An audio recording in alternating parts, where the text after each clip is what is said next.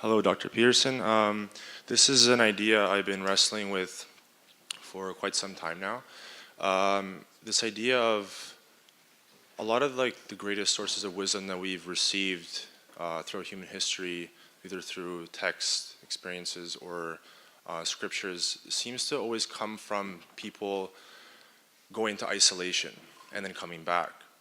So I've had a hard time trying to figure out from a scientific point of view or evolutionary point of view, what would compel an organism that is centered around its behavior centered around surviving in, especially for humans, in social groups as well as reproducing, to want to go into isolation, and then not only that, but obtain some level of information that actually helps the group in coming back. This is an amazing question, and the explanation given by Jordan Peterson is also great. You can go and watch this entire video if you want to. The link is in the description. So what I'm going to be doing is I'm going to be sharing a different perspective about it, slightly more philosophical perspective. So yeah, this question, how is it possible for certain individuals to sort of go against this evolutionary hardwiring, this wiring to crave acceptance, this need to belong, because we're social animals and that's how we have evolved over time. So we want to feel included, we want to get accepted in our tribes. Our survival depends on the acceptance that we get from the tribe. So it's almost like a primary need for survival, this need to belong. And how is it possible for certain individuals sort of go against their hardwiring, go against their primal drive, and go into the solitude? It seems like what's being implied over here is that it's almost impossible to sort of go against these animalistic, these evolutionary programming, right? That's pretty much what's being implied. And I would really question that. It's not impossible. Because if it was impossible, then there wouldn't be such thing as evolution of our intelligence and the advancement of our civilization. It's only through our ability to sort of go against these primal drives, these animalistic evolutionary programmings, that we have been able to advance so far. It's only because of that. And that's what real intelligence means. When you look at geniuses, what you would find, there is an interesting pattern among most of the geniuses, and that is they're not so much controlled or constrained by these evolutionary conditioning. This evolutionary conditioning of tribalism, or the conditioning of belonging, conforming, or this conditioning of this obsession with procreation. Because there's so much of space available for the intelligence to operate, because it is not so much constrained and controlled by these drives, these conditioning. Well, the rest of us, the average, are caught up in the mess, and that's why we hardly achieve anything in our lives, let alone contribute something big to the society out there. So just think about it, how much of intelligence you will have when you're not so much concerned about these insecurities, this insecurity about your appearance, or whether or not you're getting accepted in your social groups, among your friends. Think about it, how much of freedom you will have if you're not driven or controlled by these evolutionary conditionings, these programmings. Think about how much you can achieve if you have intelligence. The good news is that you can be more intelligent. You can transcend and transmute all of these insecurities, these conditioning. You can free yourself from these conditioning and focus on something important, something that is going to give you real confidence, your passion, and have more intelligence, more energy to work towards it, right? So yeah, continuing on, what exactly happens to you when you go into the solitude?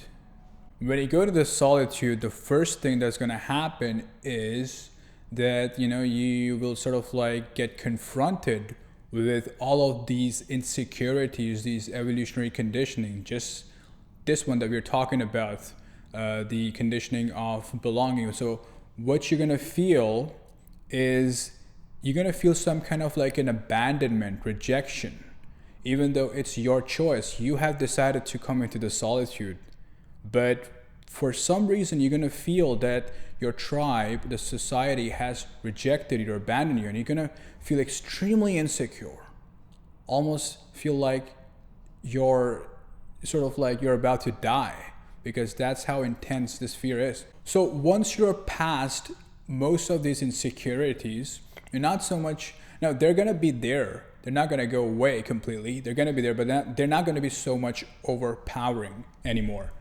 So once you're past most of these insecurities, what's gonna happen is you would start to dwell in your own consciousness. You would start to see all of your issues, all of your problems, the life problems and things like that, and you would be able to connect the dots and where exactly they're stemming from. You would be able to find the root of all of these problems. Right now, you're still in your individual consciousness, but as you progress further, what's going to happen is you would come down, you'll dive a little bit deeper into a different kind of consciousness, which is the family consciousness or the ancestral consciousness.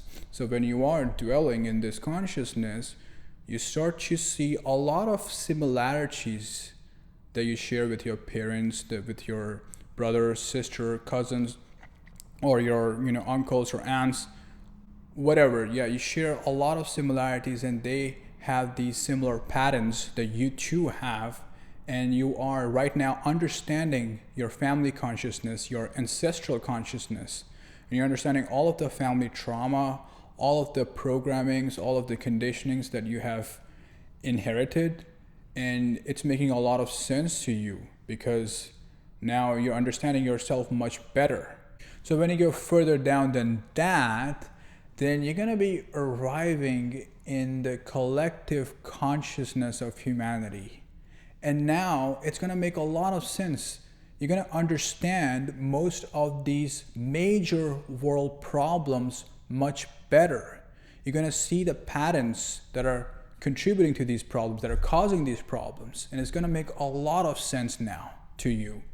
You're going to see a lot of connections between these major problems, and you would find that there is a connection. They're not separate from each other. When you look at something like the ecological problem, like pollution, right? The man has created that problem, and at the same time, the man is trying to find a solution of it. It doesn't even make sense, right? Because you create a problem with a particular type of a mind, and then trying to find a solution with that particular type of mind. That doesn't make sense. That's what Einstein said. We can't fix the problem with the same mind that created it. And after a couple of consciousnesses, destinations, there is the animal consciousness, because that's how we have evolved. So we can understand a lot of the evolutionary patterns over here when you're in that animal type of consciousness. And you go further down than that, then you're going to come across something, and this is after many different layers of consciousness that I can't talk about, but I can perceive it. I can't just exactly put it in words, put it in language. But after all of this consciousness, there is a kind of consciousness. This is the consciousness, the universal consciousness. This is the single mind. You are now at this single mind, and this is where you start to understand reality much better. And this is where you get all of your intuition, all of your insights from, when you are in touch with the most primordial type of consciousness, a single mind. When you are in touch with this type of consciousness, now you would get ideas that you never thought about before. And I think that's what creativity is, right? The geniuses, they get all of this idea, this insight, this intuition, these revelations from this single mind, this universal consciousness. Erwin Schrödinger said that multiplicity is apparent. In truth, there's only one mind. So what that means is, even though I'm talking about different layers of consciousness, but there's no separation in these layers. It is just a single mind. This is just a single mind having this individual experience, this individual perspective. I mean, me, you, everybody else, we all are single mind, just having different individual experiences. So that's what the truth is. And when you are sort of like not so much caught up in your individual consciousness, not in your ego, and you are sort of like connecting with it, then the separation will also start to dissolve. You will now start to see yourself not as separate from everybody else. You would see the connection. You would see the relationship that you have, which is much deeper than you can imagine. So that's where you get most of your revelations from, your insights, your intuition. And you don't have to, it doesn't have to take time. You don't have to sit in meditation for days or months or years to really understand, to really go deep down into that single consciousness. You can do it right now in an instant.